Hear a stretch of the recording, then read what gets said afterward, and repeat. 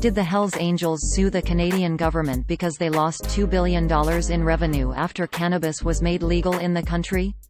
No, that's not true. The story was made up by a Canadian website that invents fictional stories for entertainment purposes, often about bizarre crimes or weird sex acts and occasionally dipping into political satire. The lawsuit is not real.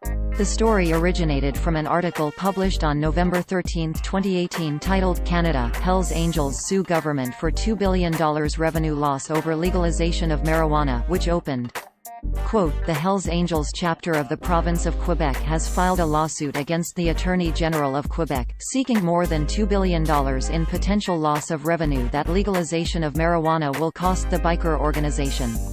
The illegal production and consumption of non-medical cannabis was worth about $400 million last year in the province of Quebec alone, according to a Statistics Canada analysis of the underground economy. "We estimate that Prime Minister Justin Trudeau's radical action of legalizing marijuana could cost my client's organization a potential loss of $2 billion in the next decade," acknowledged Hells Angels lawyer, Brandon Tuggs.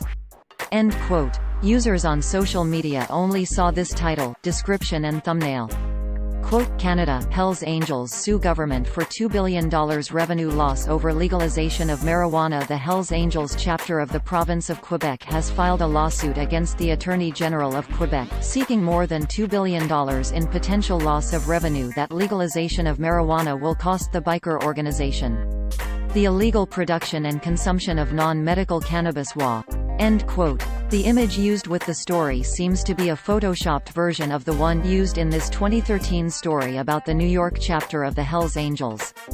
Quote, "Hells Angels rivals set to turn NYC into powder keg." New York City's biker woes will get worse unless cops increase enforcement, because arch-rivals of the Hells Angels are moving in and violence is likely to follow, the nation's top expert on motorcycle gangs told the Post. End quote.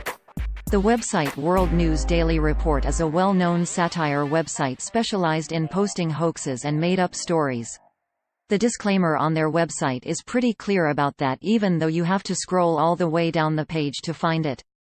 Quote, "World News Daily Report assumes all responsibility for the satirical nature of its articles and for the fictional nature of their content. All characters appearing in the articles in this website, even those based on real people, are entirely fictional, and any resemblance between them and any person, living, dead or undead, is purely a miracle." End quote. It is run by Janek Murray Hall and Olivier Ligo, who also run the satirical Journal de Montréal, a satirical site spoofing the real Journal de Montréal. Very often their stories feature an image showing a random crazy mugshot found in a mugshot gallery on the internet or on a stock photo website superimposed over a background of flashing police lights or crime scene tape. Articles from the site are frequently copied, sometimes even months or years later, by various fake news websites that omit the satire disclaimer and present the information as real.